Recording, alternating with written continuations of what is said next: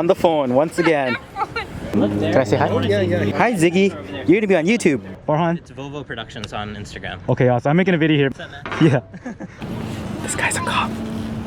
He's undercover cop. You see the gun? That's a gun. Alright. Sweet. Cops coming up on us. Cops? In front, undercover. Really? Yeah. How's it going, buddy? Not bad, you?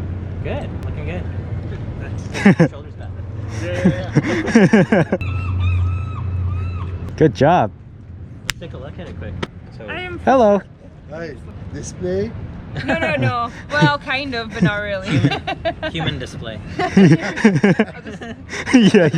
It's so smart to have the camera on your helmet I too. know. Catches people not indicating and That's cutting it. off. I got hit by a drunk driver, and my lawyer said if I'd had a camera on the top, it would have been a lot easier. On a bike? Yeah, she plowed me into the back of a car going up Keith Road, paralyzed me. But Oh I no. always think that if you have those helmet cams, it really can save you after the fact as well. Stop!